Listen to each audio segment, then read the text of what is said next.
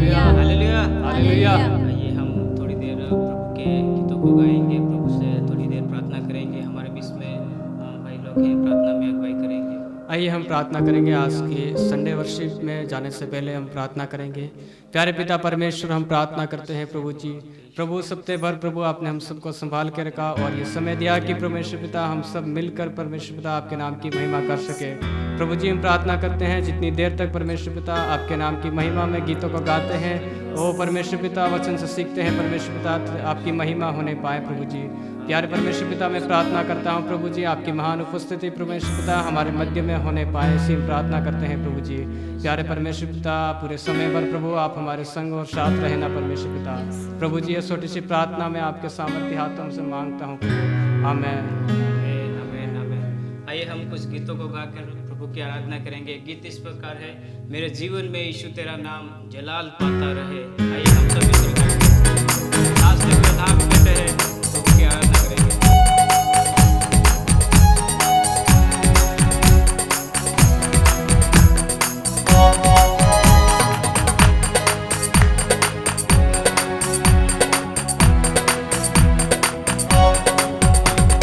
जीवन में यीशु तेरा नाम जलाल पाता रहे। मेरे जीवन में यीशु तेरा नाम जलाल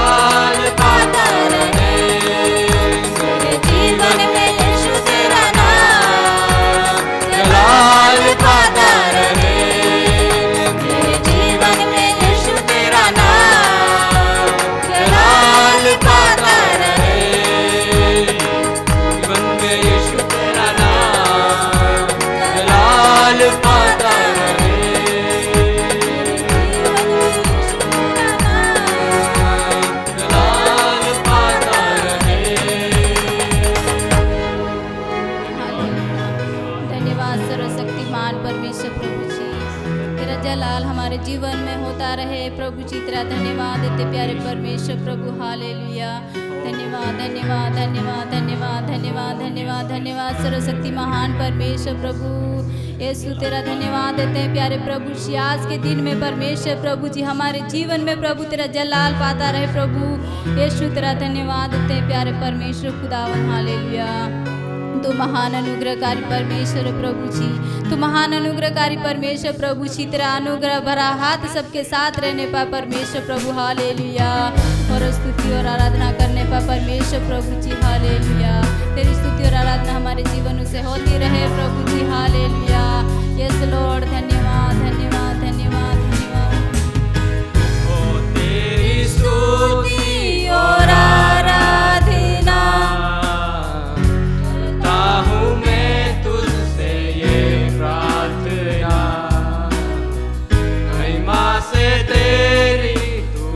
जगत को भर, जो भी तू चाहे तू यहाँ पर कर। हाले हालेलुया हालेलुया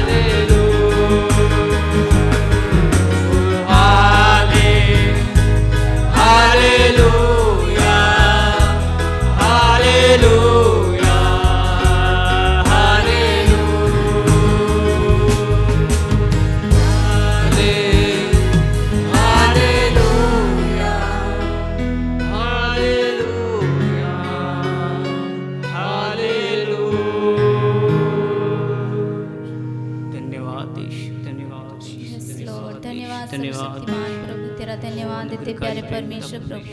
का धन्यवाद करते हैं पिता। यीशु पिता तेरा धन्यवाद देते प्रभु। ओ यस यस धन्यवाद। हमारे जीवन से तुझे महिमा मिले परमेश्वर पिता, हालेलुया। तेरा धन्यवाद प्रभु श्री, हालेलुया हालेलुया प्रभु।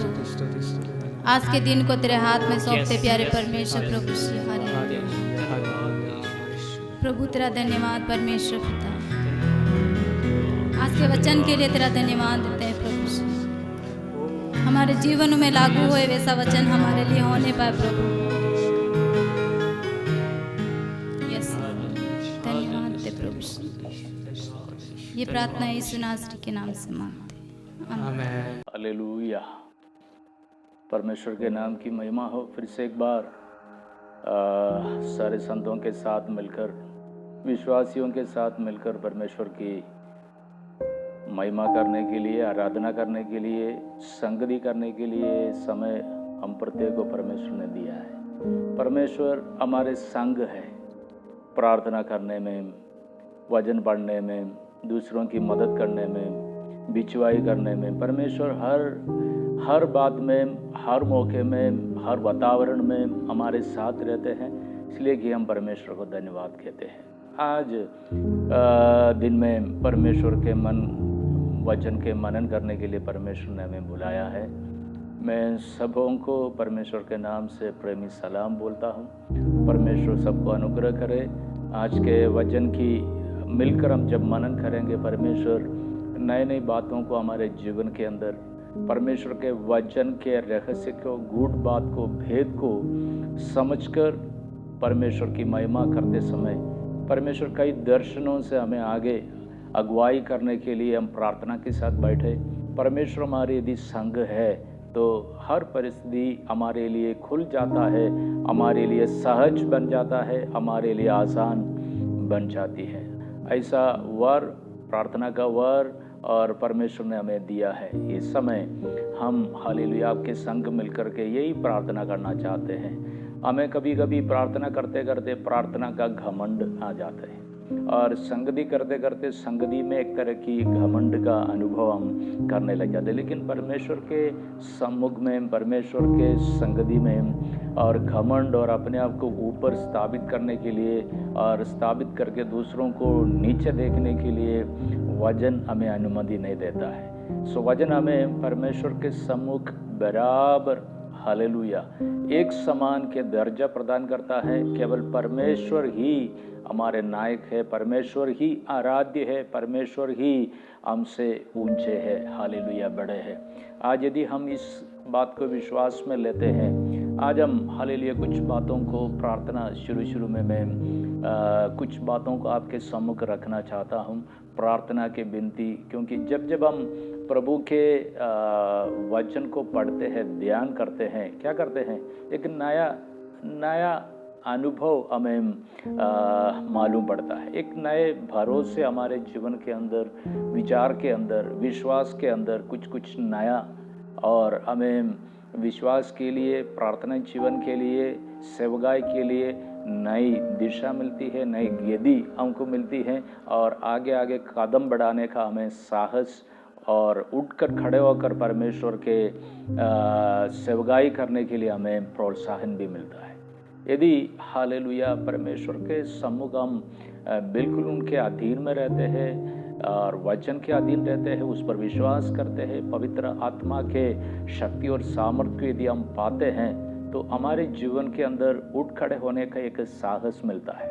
और वो साहस कभी भी हम जितने भी चोटिल और कुचले हुए नरकट के समान हो तो भी परमेश्वर उसमें बिल्कुल तिरस्कार नहीं करता और टूटने नहीं देता, फिर से खड़ा होने के लिए क्या देता है, मदद करता है। प्रियो, हमारे जीवन के अंदर जब हम विश्वास में, विश्वासी जीवन के अंदर टिमटिमाती बत्ती के समान अभी बुझने वाले हैं, अभी खत्म होने वाले हैं, ऐसी स्थिति में भी परमेश्वर क्या करता है, हमारे जीवन को कभी बुझने नहीं देता है, मगर और प्रकाशित करके, आलोकित करके और संसार के अंधकार में प्रकाश और ज्योति के समान ठहरने के लिए बल देता है। यही परमेश्वर की खूबी है। यदि हम परमेश्वर के वचन को पढ़ते हैं, परमेश्वर हमें क्या करता है? तैयार करता है। परमेश्वर का वचन हमें रूप देता है, परमेश्वर का वचन हमें साहस देता है और हमें श्रमित और थकित न होने के लिए क्या करता है? प्रोत्साहन देता है। और परमेश्वर के वचन अलग अलग समयों में, अलग अलग परिस्थितियों में लोगों को क्या करता है और अलग अलग अनोखे तरीके से इस्तेमाल करता है। सो वचन को यदि हम पढ़ के देखें तो हमारे जीवन के अंदर ये देखने को मिलता है कि पुराने समय के अंदर वचन कहता है, प्रभु के वचन हमें दावने वाले यंत्र के समान, और भूसे से दाने को अलग करने के लिए जो यंत्र होते हैं, हमको मालूम है जो गेहूँ के कटने के बाद गेहूं को, उस दाने को, अनाज को अलग करने के लिए हम क्या करते हैं? यंत्र इस्तेमाल करते हैं। वैसे ही हमें इस सांसारिक जीवन के भलाई और बुराई को समझकर उसे दूर करने के लिए परमेश्वर का वचन हमें साथ देता है। इतना ही नहीं कि परमेश्वर के वचन चिकने और चमकीले अस्त्र के समान हमें इस्तेमाल करने। जब परमेश्वर किसी को तैयार करता है और कई अलग जगह में उसको नहीं रखता है, वो अपने उपयोग में लेता है, अपने काम में लेता है। परमेश्वर की यही निधि है, परमेश्वर का यही तरीका है कि जब हम परमेश्वर के लिए तैयार हो जाता है, इस तरह के यंत्र के समान, अस्त्र के समान क्या हो जाते हैं और बड़े उपयोगी बन जाता है। और कभी हमें वो दीपक बनाकर संसार के अंधकार को दूर करने के लिए प्रकाश देकर, ज्योति देकर इस संसार में भेजता है।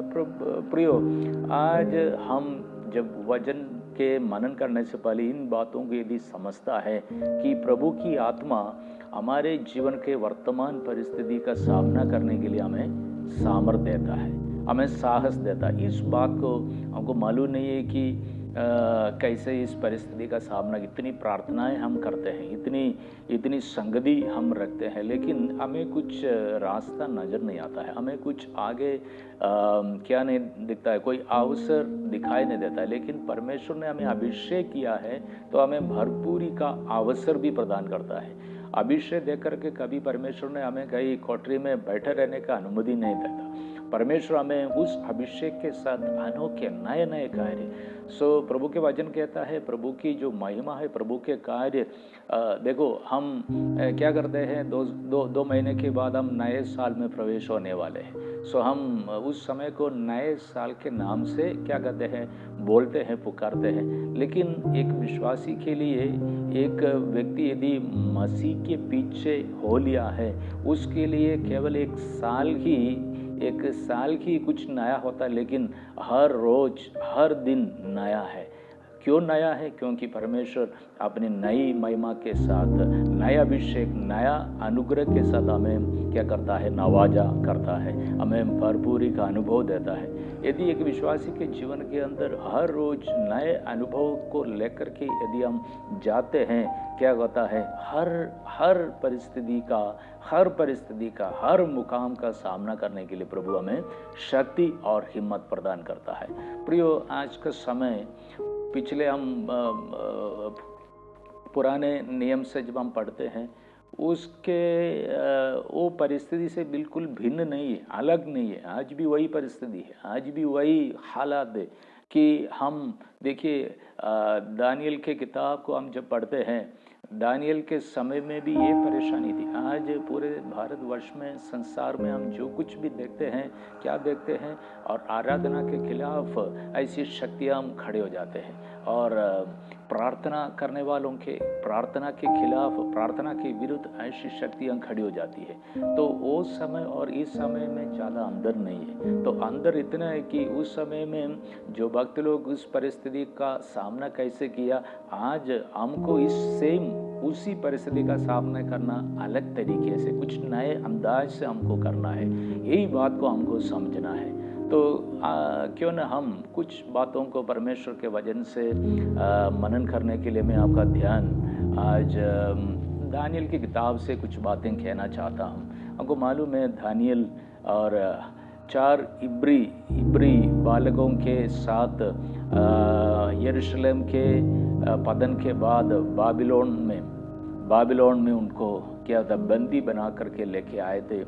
लेकिन इनके जीवन के अंदर परमेश्वर ने कई निष्ठा को रखने के लिए, कई अपनी रीति को, यानी बाबिलोनियन के और बाबिलोन के उन नियमों के, उनके पढ़ाई के, उनके खान पीन के, उनके रहन सहन के, उनके वस्त्र धारण के रीति को कभी वो सहमत नहीं थे, लेकिन अपने आप में एक अलग अलग विश्वास के प्रमाण को, बाध्य को, विश्वास के कानून को, व्यवस्था को बनाए रखने के लिए इनको परमेश्वर ने क्या दिया, अनुग्रह दिया। सो उसके चलते चलते हम कुछ बातों को आज वचन से पढ़ेंगे कि आइए हम दानियल की किताब उसके 6वें अध्याय के कुछ बातों को आज हम पढ़ेंगे। उसके अंदर इस प्रकार लिखा है, मैं आपके लिए पढ़ूंगा, और इसमें उसके 23 दानियल 6वां अध्याय उसका 23 मैं आपके लिए पढ़ता हूं। तब राजा ने बहुत आनंदित होकर दानियल को गड्ढे में से निकालने की आज्ञा दी। दानियल गड्ढे में से निकाला गया और उस पर हानि का कोई चिन्ह न पाया गया, क्योंकि वह अपने परमेश्वर पर विश्वास रखता था। एक बार और मैं वचन पढ़ता हूं। तब राजा ने बहुत आनंदित होकर दानियल को गड्ढे में से निकालने की आज्ञा दी, और दानियल गड्ढे में से निकाला गया और उस पर हानि का कोई चिन्ह न पाया गया, क्योंकि वह अपने परमेश्वर पर विश्वास रखता था। हालेलुया। ये कहानी, ये संदर्भ आप सबको मालूम है। तो बाबिलोन में लाने के बाद 3 अध्याय के अंदर और 6 अध्याय के अंदर जब हम इस बात को पढ़ते हैं, एक मुख्य बात हमको सामने ये देखने को मिलता है कि ये दोनों 3 अध्याय के अंदर हम 3 ऐसे जवानों को देखते हैं, शद्रक, मेशक और अबेदनोक। उनके जीवन के अंदर का संघर्ष क्या था? उनके जीवन के अंदर का संघर्ष आराधना के संबंधित था। उनके जीवन में ये चुनौती आया कि दो राजा के जो मूर्ति के अलावा किसी और के सामने दंडवत करने का और आराधना करने का, और उनको उसके क्या करने का, उसके अलावा कोई नियम है नहीं था। और बाबिलोन के जितने यरूशलेम से अपने इब्रानियों को लेके आए थे, उन सबों के लिए ये कानून, ये नियम बाध्य किया था कि सब के सब किसके, उस मूर्ति को, जो राजा के मूर्ति को खड़ा किया था, उस मूर्ति को क्या करना है? दंडवत करना। दंडवत करने का मतलब है उसकी ही आराधना करना। देखो, इनके लिए एक चुनौती था कि क्या था, वो चुनौती को उन्होंने स्वीकारा। उन्होंने कहा कि जीवते परमेश्वर के अलावा किसी और के सामने वो दंडवत नहीं करेंगे। उन्होंने एक विश्वास के अंदर एक दृढ़ प्रतिज्ञा को लिया। उन्होंने उस विश्वास को थामे रखने के लिए अपने इस रिवाज को, अपनी बात को क्या नहीं करना चाहता था, और उससे विचलित होना नहीं चाहता था। उसके फलस्वरूप क्या हो गया? उन तीनों बालकों को क्या किया? आग की भट्टी में डाला। लेकिन आग की भट्टी के अंदर भी उनके विश्वास ने उसको सुरक्षित रखा, उनको आग से आंच भी आने नहीं दिया। परमेश्वर ने उसको बाहर निकाला गया और उसको ऊंची पदवी दिया गया। अब 6वें अध्याय में एक दूसरा संदर्भ में दानियल को हम देखते हैं। दानियल इधर प्रार्थना के विषय में, पहले हमने तीसरे अध्याय में किस विषय को देखा था? आराधना के विषय में दुष्ट शक्तियों के ललकार और चुनौती को उन तीनों बालकों ने कैसा सामना किया था, कैसा उसका सामना करके उसमें जीत हासिल किया था। उनके जीवन के अंदर दूसरों के लिए एक बड़ी गवाही का, परमेश्वर के महान कार्य के, परमेश्वर के अद्भुत कार्य के, परमेश्वर के अनोखे कार्य को दिखाने के लिए उनके अटूट विश्वास ने, खड़क विश्वास ने, कभी डगमगाने वाला विश्वास नहीं है, बिल्कुल अटूट विश्वास ने परमेश्वर के महानता की गवाही को दूसरों का, राजा के सामने देश के लोगों के सामने रखने के लिए उन बालकों के जरिए परमेश्वर ने उनका अनुग्रह दिया। देखिए, परमेश्वर जब जब कुछ करता है उसके नाम की महिमा, उसके नाम की सराहना, उसके नाम की बड़े बड़े अचंभे कार्य को देख करके लोग आश्चर्यचकित होना, ये सब परमेश्वर चाहते हैं। इसलिए कि उनके विश्वास को देख करके उन बालकों को परमेश्वर ने क्या किया, रक्षा किया। और उनकी रक्षा ही नहीं है, औरों को भी परमेश्वर के महान शक्ति के, परमेश्वर के महानता के,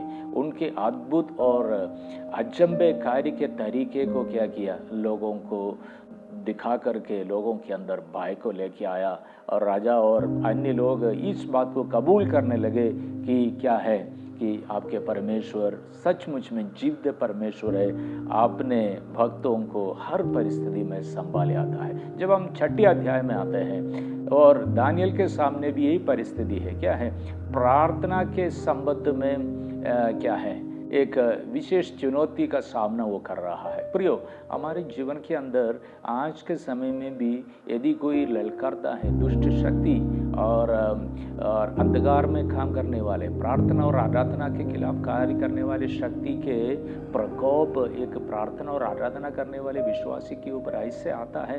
लेकिन हमको क्या करना चाहिए, इन इब्रानी बालकों के समान विश्वास से कभी हटना नहीं चाहिए, विश्वास से कभी पीछे नहीं जाना चाहिए, विश्वास को धामे रखना चाहिए। किसी भी रीति में अपने विश्वास से हमें किसी व्यक्ति के, किसी परिस्थिति के साथ कोई समझौता नहीं करना चाहिए। यदि हम समझौते में जाते हैं, परमेश्वर कितने दुखी होते होंगे। लेकिन जब हम उस विश्वास को लेकर के बड़े हियाव और हिम्मत के साथ ठटे रहते हैं तो परमेश्वर खुश हो जाता है, परमेश्वर उनके लिए हर संभव मदद पहुंचाता है। इधर दानियल को भी हम ऐसे ही देखते हैं। दानियल क्या करते हैं, और मैं एक वचन आपके लिए पढ़ना चाहता हूँ। दानियल उसके 10वीं आयत में, 6 दानियल 6 अध्याय 10वीं आयत में इस प्रकार क्या कहता है। जब दानियल को मालूम हुआ कि उस पर हस्ताक्षर किया गया और कानून के, तब वो अपने घर में गया जिसकी ऊपरोटी कोठरी की खिड़कियां यरूशलेम के सामने खुली रहती थी, और अपनी रीति के, एक बार और मैं बोलता हूँ, अपनी रीति के अनुसार जैसा वो दिन में 3 बार अपने परमेश्वर के सामने घुटने टेकर प्रार्थना और धन्यवाद करता था, वैसा ही तब भी करता रहा। प्रियो, एक बड़ी चुनौती, जब चाहे वो आराधना के विषय में हो और प्रार्थना के विषय में, दानियल ने एक बड़ा नमूना हमारे जीवन के अंदर दिया। जैसे उसके सहज रीति और उनके रोज के जो रूटीन थी, रोज का काम था कि दिन में 3 बार प्रार्थना करना। प्रियो, प्रार्थना का बल है, प्रार्थना की जो शक्ति है, प्रार्थना के जो सामर्थ्य है, उसको करने के लिए हमको, जैसे दानियल के जीवन के अंदर से हम जो देखते हैं कि हमें परमेश्वर के संग, चाहे दानियल ने यदि 3 बार किया हो, इस परिस्थिति में, इस नए समय के अंदाज में हमको केवल 3 बार नहीं, कई बार परमेश्वर के उठते बैठते परमेश्वर के सामने घुटने टेक करके, और बाहर परिस्थिति कितने भयंकर भी क्यों न हो, हमारे खिलाफ जो बढ़ती आती है, उफान मचा कर आती है और लहरा के आती है, लेकिन दानियल के समान उन परिस्थितियों को न देखना है। तब हमारे प्रार्थना कमरे के अंदर जाकर के खिड़कियों को यरूशलेम की ओर, परमेश्वर के नगर की ओर, परमेश्वर के आशा की ओर, परमेश्वर के आश्रय की ओर आंखें उठा करके, जैसे हम गाना गाते हैं, जो हमारी सहायता उस पहाड़ से जहाँ से भाग के आती है, उस पहाड़ की ओर हम अपनी आंखों को उठाकर परमेश्वर के लिए, और क्या करना चाहिए, गड़गड़ाते हुए परमेश्वर के बिलखते हुए यदि हम प्रार्थना करेंगे, परमेश्वर हमारे लिए क्या खोलता है, मार्ग खोलता है, सुरक्षा का कवच परमेश्वर हमारे लिए बनाता है। प्रियो, हमारे जीवन के अंदर यदि हम इस विषय को देखते हैं, कुछ बातों को मैं आपके सामने, चाहे परिस्थिति कुछ भी भयानक आग की जैसी भी क्यों न हो, लेकिन उसमें से छुटकारा केवल प्रार्थना में है। हमारे जीवन के अंदर परमेश्वर इस बात को एक बार और आज स्मरण दिलाना चाहता है, एक बार और याद दिलाना चाहता है। क्या याद दिलाना चाहता है? हमारे जीवन के अंदर परमेश्वर एक नए कार्य को आरंभ करके, एक नई चीज को दिखा करके, एक नए विश्वास के प्रमाण को दिखा करके, एक नए चिन्ह को दिखा करके हमें स्थिर, केवल हमें स्थिर नहीं है, औरों के मुंह से, औरों के अन्य लोगों के मुंह से जो परमेश्वर को मानते नहीं है, जो परमेश्वर पर विश्वास नहीं करते हैं, ऐसे लोगों के जीवन के मुंह से, परिस्थिति से होकर के परमेश्वर की महिमा कहलवाने के लिए, परमेश्वर की महिमा उनके मुंह से करने के लिए परमेश्वर क्या बनाता है? अवसर बनाता है। देखिए, इधर दानियल की एक रीति थी। दानियल की क्या रीति थी? दिन में 3 बार प्रार्थना करना, परमेश्वर के नगर की ओर खिड़कियों को खोल करके, प्रभु के प्रियजनों में आपके लिए ये शायद मुझे मालूम नहीं है मैं किसके लिए बात कर रहा हूँ, लेकिन आप जवान मुझे सुनते होंगे, प्रभु के दास लोग, घर में काम करने वाले प्रिय बहनें, हमें छोटे हालेलुया युवा लोग मुझे सुनते होंगे। मैं आपके लिए ये गुजारिश करता हूँ, हमारे जीवन के अंदर हालेलुया हमारे विश्वास की खिड़कियों को खोले, हमारे विश्वास के भरोसे की खिड़कियों को खोले, परमेश्वर के उन हालेलुया स्थिति जो जहाँ वो विराजमान है, उस ऊंचे स्थिति और सिंहासन की ओर हमें आंखें उठाए कि परमेश्वर से मन्नतें मांगे, परमेश्वर से रो रो करके हमारे क्यों ना हमारे आंखों में ऐसे आंसू निकल आए कि जब तक परमेश्वर हमसे प्रसन्न नहीं होता, परमेश्वर के सामने घुटने टेकते हुए हालेलुया हमारी सारी घमंड के घुटने टेकते हुए, सारी सांसारिक विचार के, सांसारिक डर और सांसारिक हालेलुया बातों के डर को हालेलुया। मैं आपको एक वचन और सामने बताऊं, 2 तिमोथी 1:17 में 1:7 में कहता है परमेश्वर के वचन क्या होता है? सामर्थ है, परमेश्वर का वचन प्रेम है, परमेश्वर का वचन हमें संयमी बनाता है, आत्मनिर्भर बनाता है। यदि हम इस वचन को नहीं पढ़ते हैं, पहला कौन सा? 2 तिमोथी 1 अध्याय और 7वीं आयत में परमेश्वर के वचन हमें हियाव बनाता है। परमेश्वर का वचन सामर्थ्य है, परमेश्वर का वचन प्रेम है और परमेश्वर का वचन हमें संयमी बनाता है। यदि परिस्थिति के अंदर हम संयमी बन जाते हैं, परिस्थिति के अंदर हम परमेश्वर के प्रेमी बन जाते हैं, और ऐसा नहीं है कि हम परिस्थिति के लिए डरपोक बन जाए, लेकिन परमेश्वर के लिए हम प्रेमी बन जाते हैं, परमेश्वर के हम खोजी बन जाते हैं, उसके सामर्थ के खोजी यदि हम बन जाते हैं, कोई भी बीमारी, कोई सा भी डर और कोई भी ऐसी आशंका, कोई भी ऐसी असमंजस की परिस्थिति हमारे जीवन के अंदर नहीं आएंगे। जब हम इस वचन को नहीं समझ पाते, हमारे जीवन के अंदर डर आता है। इस परिस्थिति हालेलुया इस वचन को जब हम अपने हृदय में नहीं लेते हैं, तो हमारे जीवन के अंदर और बड़े असमंजस की परिस्थिति आते हैं। देखिए, अभी दानियल के सामने चारों तरफ परिस्थिति ऐसी थी जो नियम और कानून इस पूरे देश के अंदर उसकी घोषणा किया। उस घोषणा के तहत यदि कोई इस राजा के अलावा किसी भी व्यक्ति की सामने प्रार्थना करते पाया, उसके लिए खड़े से खड़े, बड़े से बड़ी सजा और पूरे देश में घोषित किया गया। उन्हीं को क्या करेंगे? और सिंह के मांद में डाल करके उनको खत्म किया जाएगा। तो दानियल की रीति क्या थी? प्रार्थना करने की। किससे प्रार्थना करने की? केवल परमेश्वर से प्रार्थना करने की। यदि इनके जीवन के अंदर केवल परमेश्वर से प्रार्थना करने की रीति तो एक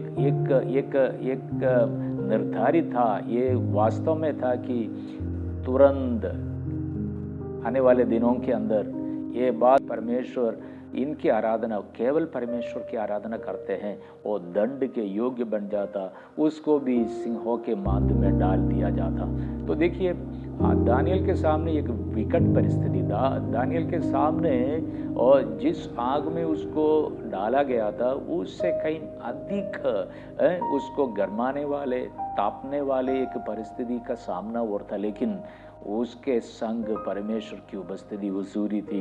उस हुजूरी में उन्होंने सारी जो आने वाली भविष्य की सारी बुरे परिणामों को, बुरे अंदाज को, अंजाम को उन्होंने खारिज कर दिया, उन्होंने उसको तिरस्कार कर दिया।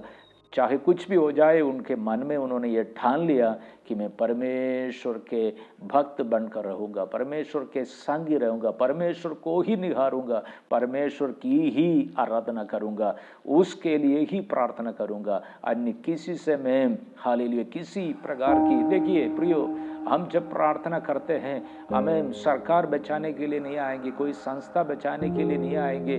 जब हम हालेलुया बपतिस्मा दे करके प्रभु के संग चले, तो हम ये गाना थोड़ी गाते हैं कि संस्था के पीछे चलने लगे, संस्था के पीछे चलने लगे, बल्कि हम वही गाना गाते हैं, हम यीशु के पीछे चलने लगे, यीशु के पीछे चलने लगे। हम संस्था के पीछे नहीं है, व्यक्तियों के पीछे नहीं है, और अधिकारियों के पीछे नहीं है। ज़रूर चाहिए अधिकारियों का, हमें उनके अधीन रहना चाहिए, लेकिन उनसे परे एक बड़ा अधिकारी है, उसके हम आराधक बनकर, उसके प्रार्थना करने वाले बनकर यदि हम रहेंगे, अपनी रीति को हम कायम रखेंगे, अपनी उस व्यवस्था को हम हालेलुया दृढ़ता के साथ धामेंगे, परमेश्वर हमारे जीवन के अंदर क्या करता है, बड़े अनुग्रह के दिन हालेलुया हमारे जीवन के अंदर करता है। प्रियो, मैं आपको एक और वचन मैं आपको पढ़ के कुछ बातें कहता हूँ। यशायाह 41 उसके 10 से 12 आयत हम पढ़ते हैं। यशायाह 41 10 से 12 आयत हम पढ़ते हैं। उसमें भी इसी बात को परमेश्वर अपने लोगों को क्या करता है और दृढ़ करता है।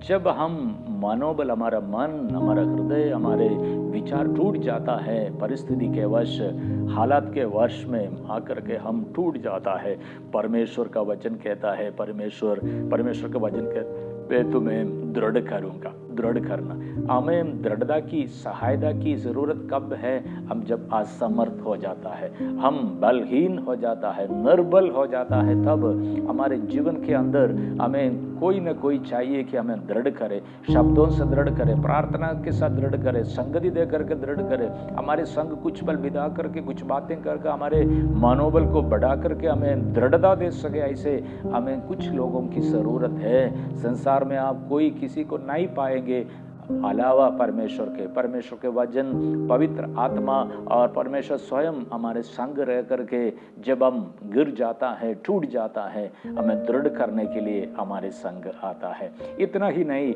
परमेश्वर का वचन कहता है, मैं तुझे सहायता, मैं तेरी सहायता करूँगा। परमेश्वर का वचन 49 यशायाह 41 उसके 10 11 और 12 जब हम पढ़ते हैं, इन तीन बात को पहली बार हम देते हैं कि परमेश्वर अपने लोगों को दृढ़ करता है, परमेश्वर अपने लोगों को क्या करता है, सहायता करता है, परमेश्वर अपने लोगों को अपने धर्ममय दाहिने हाथ से संभाले रहता है। यदि ये तीन कार्यों को परमेश्वर अपने लोगों को जब गिर जाता है, जब टूट जाता है, जो मनोबल गिर जाता है, हालेलुया, परमेश्वर अपने भक्तों को की सहायता करने के लिए वचन भेजता है। ये वचन आज हमारे पास आया, यशायाह 41 उसका 10 11 12 आप नोट कर दीजिए। ये वचन हम जब पढ़ेंगे, परमेश्वर के हालेलुया दृढ़ता में मिलेगा, परमेश्वर का बल और सामर्थ हमें प्राप्त होता है, परमेश्वर की सहायता हमारे पास पहुंचती है। इतना नहीं, हमारे संग परमेश्वर का बलवंत भुजा, हाथ देना, धर्ममय हाथ हर हानि से, हर परेशानी से बचाने के लिए हमारे संग रहता है। प्रियो, यदि हम ऐसा करता है, परमेश्वर का वचन आगे कहता है और 11 और 12 में कहता है वचन 41 यशायाह 41 उसका 11 आयत में ये कहता है कि मुझसे जो क्रोधित हैं वे लज्जित होंगे, अचंभे होंगे। जो हमारे खिलाफ क्रोध भड़काने वाले लोगों के जीवन के अंदर जब परमेश्वर हमें दृढ़ करता है, परमेश्वर हमें क्या करता है, हमारी सहायता करता है, परमेश्वर अपने हाथ से हमें संभाले रहता है, तब हमसे क्रोध करने वाले, हमसे खिन्न रखने वाले, हमारे तिरस्कार और अपमान करने वाले, हमें नीचे दिखाने वाले लोगों के लिए क्या होंगे, वो लज्जित होंगे, वे लज्जित होंगे और हमारे जीवन के अंदर के हमारे जीवन के प्रगति को, विकास को, उन्नति को, प्रार्थना जीवन में वो आने वाले अनुग्रह को देख करके वो लज्जित होंगे। इतना ही नहीं है, वो अचंभे रहेंगे, घबराते रहेंगे। वचन आगे कहता है, जो तुझसे झगड़ते हैं, विवाद में हमें उलझ जाते हैं, अन्य अन्य बातों को डाल करके हमारी शांति को, हमारे जीवन के हालेलुया उस सुगम अनुभव को जो परमेश्वर के साथ हम बंधे हैं उसको बिगाड़ना चाहते हैं, विवाद पैदा करना चाहते हैं, खड़ा करना चाहता है, उनके लिए परमेश्वर का वचन कहता है उसका मुंह काले होंगे और वो बिल्कुल असफल रहेंगे। उनके झगड़े हमारी शांति को, उनके झगड़े हमारे विश्वास को, उनके झगड़े हमारे परमेश्वर के ऊपर के विश्वास को कभी कमजोर और कायर बनाने लायक नहीं होंगे। उनके मुंह काले हो जाएंगे। तीसरी बात ये कहता है, पहली बात क्या होता है, जो हमसे क्रोध करते हैं, हमारे खिलाफ होते हैं, वो लज्जित होंगे, अचंभित होंगे। दूसरी बात हमने देखा है कि जो हमसे विवाद करते हैं, झगड़े करते हैं, उनके जीवन के अंदर उसके विचार पलट जाएंगे और उसके मुंह काले हो जाएंगे। तीसरी बात, जो तुझसे लड़ते हैं, लड़ना वो हमारे खिलाफ, हमारे विचारों से, हमारे विश्वास के साथ जो हमेशा संघर्ष करने आते हैं, वो फिर से ढूंढने पर भी नहीं मिलेंगे, उसका सत्यानाश हो जाएंगे। देखिए, प्रभु के वचन हमको इतना हियाव आज के दिन में देता है, जो तुझसे युद्ध करते हैं वो नष्ट होकर मिट जाएंगे। मेरे प्रियो, परमेश्वर के वचन यदि हमें ये हियाव देता है, जो हमसे क्रोध करते हैं वो लज्जित होंगे, जो हमसे हालेलुया झगड़ते हैं उसके मुंह काले हो जाएंगे, जो हमसे हालेलुया लड़ते हैं वो हालेलुया ढूंढने पर भी हमारे संग और इर्द गिर्द में नहीं देंगे। परमेश्वर कहता है, जो हमसे युद्ध करने आते हैं वो पूरी रीति से नष्ट हो जाएंगे। ये परमेश्वर का वचन है। यदि इस बात को हम और दानियल के जीवन के अंदर से कुछ देखते हैं, हमें इस बात को पढ़ने को, आज जो वचन हमने पढ़ा है दानियल की किताब 6 अध्याय 23 आयत में, तब उससे पहले हम देखिए और उसके 20 आयत में, 6 के 20 में इस प्रकार लिखा है, जब राजा गड्ढे के निकट आया। तो हमने अभी वचन में क्या पढ़ा, यशायाह 41 उसके 10, 11, 12 में क्या पढ़ा, जो तुमसे लड़ते हैं, क्रोधित करते हैं, खिलाफ होते हैं, वो सब क्या होते हैं, लज्जित होंगे, उसके मुंह काले होंगे और वो मिट जाएंगे, वो पूरी रीति से क्या होंगे, ढूंढने पर भी नहीं मिलेंगे, उसके इरादे बदल जाएंगे। यही बात को हम पर इस वचन के साथ मिलाकर के देखेंगे। 20 आयत में कहता है, जब राजा जब निकट आता है, वो उसके राजा जबकि नहीं चाहते थे कि दानियल को सिंहों के मांद में डाले, लेकिन लोगों ने ऐसा कानून बना करके इनको मजबूर कर दिया, उसको घोषणा करे। उस घोषणा के तहत दानियल दोषी पाया गया, उसको अभी मांद में डालना अनिवार्य हो गया, जबकि राजा उस बात के लिए सहमत नहीं थे। लेकिन राजा मन ही मन क्या हो गया, टूट गए थे। अभी 20वीं आयत में इस प्रकार कहता है, जब राजा बड़े सवेरे उड़कर गड्ढे के निकट आया, वो शोक भरी वाणी से चिल्लाने लगा।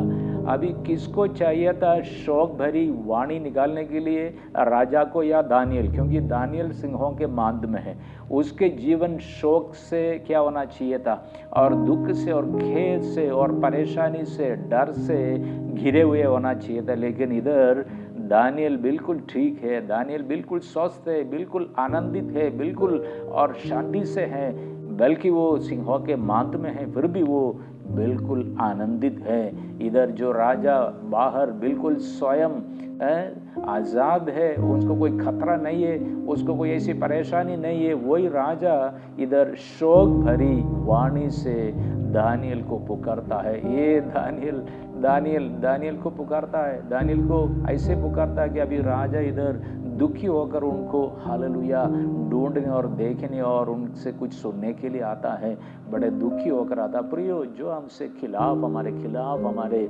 विरुद्ध और षड्यंत्र रचते हैं, हमारे खिलाफ खड़े होते हैं, उनको इस वचन के आधार पर क्या करना है और शोकित होना अनिवार्य है।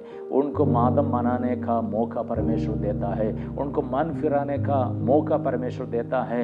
यदि आप विश्वास के लिए, विश्वास की कुर्बानी के लिए, विश्वास को कायम रखने के लिए, विश्वास की दृढ़ता में, विश्वास की मदद से, विश्वास के बलबंद भुजा के अधीन में यदि आप रहते हैं और आपके घिन रखने वाले, आपसे क्रोध करने वाले लोगों को एक दिन पछताना पड़ेंगे, उसके घमंड के आवाज टूट जाएंगे, उसके ढाव भरी आवाज और अंदाज परमेश्वर नीचा कर देगा, उसको हालेलुया एक संयमी मनुष्य बनाएगा। जैसे वचन में हमने पढ़ा है, परमेश्वर का वचन हमें संयमी बनाता है, सेल्फ कंट्रोल बनाता है, आत्मनिर्भर और हमें अपने आपे में रहने सिखाता है। इधर हालेलुया राजा शोक भरी बड़े दुखी स्वर में परमेश्वर दानियल को पुकारता है, हे दानियल, हे दानियल, हे जीवते परमेश्वर के दास, क्या तेरे परमेश्वर जिसकी तू नित्य उपासना करता है, वो राजा को भी मालूम था,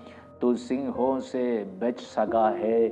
और राजा इधर जानना चाहता है, मेरे और प्रिय दानियल, तू जीवित है या मरे हुए हैं, उनसे कुछ सुनना चाहता है। आगे जब दानियल इस बात को सुनता है, दानियल की जो प्रतिक्रिया में आपके सामने थोड़ा जोर देके पढ़ना चाहता, तब दानियल ने राजा से कहा, हे राजा, तू युग युग जीवित रहे, युग युग जीवित रहे। मेरे परमेश्वर ने अपना दूध भेजकर सिंहों के मुंह को ऐसा बंद कर रखा है और उन्होंने मेरी कुछ भी हानि नहीं की, मेरी कुछ भी हानि नहीं की। इसका कारण यह है कि मैं उसके सामने निर्दोष पाया गया और हे राजा, तेरे सम्मुख भी मैंने कोई भूल नहीं की। मेरे प्रियो, आप इधर दानियल कितने संयमी होकर, अभी उसके अंदर कोई घमंड नहीं है। यदि मैंने आपको शुरू में ये सूचित किया था, प्रार्थना करते करते हमें प्रार्थना में घमंड आते और परमेश्वर ने जो छुटकारा देता है, हमारी बचाव करता है, उस बचाव के हम घमंड करने जाते हैं। परमेश्वर हमें अच्छी संगति देता है, तब हम संगति के घमंड करने जाते हैं। तो संगति के, प्रार्थना के, परमेश्वर की रिहाई के, परमेश्वर के छुटकारे के, परमेश्वर के चंगाई के हमको कभी घमंड नहीं करना चाहिए। उसके बजाय जब दानियल ने जो दृष्टांत हमारे सामने रखा कि बड़े बड़े कुशलता के साथ, बड़े गंभीरता के साथ, बड़े अधीनता के साथ, बड़े आदर और सम्मान के साथ वो राजा से कहता है, हे राजा, तो युग युग युगान युग जीवित रहे। तो दानियल के जीवन के अंदर, दानियल के संदर्भ में दानियल राजा के लिए क्या क्या कहता है, एक बड़ी शुभकामना देता है, एक बड़े बड़े अच्छे अपने दिल के अंदर से अंदाज से वो राजा को क्या करता है, संबोधन करता है। हे राजा, अभी भी दानियल के लिए कोई दुष्ट व्यक्ति नहीं है, उनके शत्रु के समान नहीं है कि वो राजा को अभी भी राजा का दर्जा दे करके, सम्मान दे करके, उनको अपने पदवी का और सम्मान दे करके ये कहता है, हे राजा, तू युग युग युगान युग क्या करे, जीवित रहे और मेरे परमेश्वर अपना दूध। देखिए, ये हमारे जीवन के अंदर भी इस समय में, इस वर्तमान परिस्थिति में भी चाहिए कि हम भी परमेश्वर के सम्मुख रह करके हालेलुया और ऐसे अधीन में रह करके दूसरों के सम्मान, जितने दूसरे लोग हमें सताए जाते हैं, हमें सताते हैं, तो उनके सामने भी हम परमेश्वर के उन बातों को, उन गुणों को, उन सुंदर सुंदर परमेश्वर के अभिव्यक्ति को, विचार को प्रकट करके दूसरों के सम्मान देना है। वही दानियल के जीवन से हम पढ़ते हैं। प्रियो, 23 आयत 23 में वापिस आकर के बंद करते हैं। और तब राजा ने बहुत आनंदित होकर, जो उनके दुश्मन जैसे थे, जो उनके खिलाफ थे, जो उनसे क्रोधित शायद थे, जो उनके हालेलुया और जीवन को कष्ट में डाला है, वही जो एक समय उनका शत्रु जैसा दिखाई देता था, बड़े आनंदित हुए हैं। परमेश्वर के लोगों, प्रियो, हम हमारी सेवगाई के अंदर, घरेलू जीवन के अंदर, जवानों अपने कामकाज के अंदर यदि हम परमेश्वर के निष्ठावान विश्वासी रह करके, अटूट विश्वास में रह करके परमेश्वर के संग रहते हैं, हमें हालेलुया क्रोधित करने वाले, हमारे खिलाफ खड़े होने वाले, चाहे परिस्थिति हो, व्यक्ति हो, सरकार हो, संस्था हो, कोई भी क्यों न हो, कोई भी दल भी क्यों न हो, उनके सामने यदि हम परमेश्वर के अधीन हो जाते हैं और हमारे सामने जो शत्रु जैसा हमको दिखता है, हालेलुया, उनके सामने हम आदर और सम्मान के परमेश्वर के उन गुणों को यदि हम प्रकट करते हैं, वो भी आनंदित होंगे, उनके गुस्से छूट जाएंगे, उनके मानसिकता बदल जाएंगे, उनके इरादा बदल जाएंगे, उनके जीवन भी हालेलुया उस संघर्ष से बचाए आनंद से भर जाएंगे। जो दानियल ने राजा के जीवन के अंदर वो बड़ा आनंद का अनुभव को कराया कि उन्होंने इस बात को ऐलान किया कि मेरे परमेश्वर जिसके सामने मैं निर्दोष हूँ, मेरी सहायता किया है। वैसे हे राजा, मैं तेरे सामने भी क्या हूँ, निर्दोष हूँ, मैंने कोई गलती नहीं किया। तब राजा ये सुनकर के बड़ा आनंदित होकर के दानियल को गड्ढे से निकालने की आज्ञा दी और दानियल गड्ढे से निकाला गया। मेरे प्रियो हालेलुया, चाहे कितने भी ऐसी गड्ढे के अनुभव में भी हम क्यों ना हो, हमें उस गड्ढे के अंदर भी रह करके परमेश्वर की ओर देखना है, परमेश्वर की ओर ताकना है। परमेश्वर उस गड्ढे से हमें हालेलुया, जिन्होंने हमको डाला है, जिन्होंने हमको उसमें फेंका है, उस व्यक्ति से हमें बाहर निकालने का भी आज्ञा दिलाएगा। हालेलुया, ये हमारे लिए भरोसा है। प्रियो, मैं इधर इस बात को बंद करना चाहता हूँ। आज हमारे सामने परिस्थिति ऐसी ललकारने वाली, आज हमारे सामने वैसी परिस्थिति है जो हमें सताते हैं, डराते हैं, हमें भयभीत करते हैं। दानियल को लेकिन इस बात का डर नहीं था, दानियल को भरोसा था उसके परमेश्वर उनको हर परिस्थिति में कुछ नए कार्य को करके, सिंहों की मुंह को बांध करके, उनको हालेलुया निष्क्रिय बना करके, उस परिस्थिति को नाकाम करके, हालेलुया उनको उस परिस्थिति से, जिन्होंने उसके अंदर उसको धकेला था, उस व्यक्ति से, उसके अंदर से उसको निकाल करके, जिन व्यक्तियों ने उनके लिए षड्यंत्र रचा का, उनको वही सजा वही व्यक्ति दिलाएगा। वही हमारा भरोसा है। मैं आपके लिए प्रार्थना करना चाहता हूँ। प्रभु हालेलुया, हमारे प्रियों के लिए हालेलुया हम प्रार्थना करते हैं। ओ हालेलुया, घर के अंदर, सेवगाई के अंदर, बाहर खेत के अंदर, प्रभु जी एक नया प्रार्थना का अनुभव हमें प्रदान करा, इससे हम प्रार्थना कर, एक नया जीवन हमें प्रदान कर प्रभु जी। हालेलुया, आज के दिन प्रभु जी एक नया अनुभव हमारे जीवन के अंदर आए कि हम हालेलुया दूसरों के सामने परमेश्वर के लिए हाँ प्रभु जी, परमेश्वर आप हम पर घमंड करता है, लेकिन हम संसार में रहते समय हमको घमंड करना नहीं है, परमेश्वर की महिमा का घमंड दूसरों को बढ़े, हालेलुया, और उनके अधीन में रह करके देने के लिए हमें सिखा परमेश्वर। हमारे घरों को हालेलुया, हमारे खतों को प्रभु जी, हमारे खेतों को, हमारे जानवरों को, हमारे कामकाज को, हमारे विश्वास को, हमारी सेवगाई को, बच्चों की पढ़ाई को प्रभु जी हालेलुया हम प्रार्थना करते हैं। प्रभु जी हालेलुया, हमारे प्रियों के गांव में रहने वाले हमारे प्रियों के तनों में पर्याप्त वस्त्र इस जाड़े के महीनों में हालेलुया, खाने के लिए अन्न और जल और कुपी में तेल प्रभु जी हालेलुया पर्याप्त मात्रा में होने दे प्रभु जी हालेलुया। आपके दास दासियों को सेवगाई करने के लिए उनके हालेलुया जीवन के अंदर, विश्वास के अंदर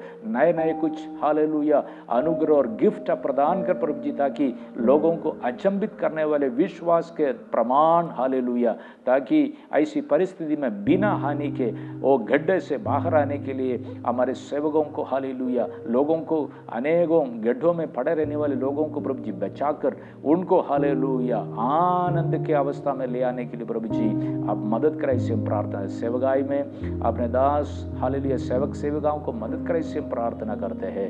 हमारे देश के अंदर एक नए भविष्य के लिए हम प्रार्थना करते हैं, लोगों के अंदर हाले नए विश्वास के लिए हम प्रार्थना करते हैं, पवित्र आत्मा के नए कार्य हमारे घरों में शुरू होने के लिए हम प्रार्थना करते हैं। आपने हालेलुया मिलकर ये अच्छे समय हमें दिया, वचन से मनन करने के लिए प्रभु जी धन्यवाद कहते हैं। हर बात में हालेलुया, हर मुकाम में प्रभु जी, हर परेशानी में, हर बीमारी में हालेलुया, हर आवश्यकता में प्रभु जी आपके हमारे संग रहकर हालेलुया में मदद करने वाले परमेश्वर आप है। आपने हमारी प्रार्थना सुना, धन्यवाद कहते हैं। हालेलुया, यीशु नासरी के नाम से मांगते हैं। प्रियो, आज के समय आपके साथ मिलकर इस वचन को मनन करने के लिए प्रभु ने मुझे अनुग्रह दिया। हम हरे के लिए एक प्रेरणादायक बने, परमेश्वर हमें आगे अपने अनुग्रह में, अपने महिमा में ले चले। इस देश में रहकर हम देश की भलाई के लिए, उन्नति के लिए, अपने मंडली समाज के हालेलुया उद्धार के लिए हम निरंतर प्रार्थना में लगे रहे। प्रभु हम सबको मदद करे, इन वचनों से हमें अनुग्रह करे। आमीन आमीन।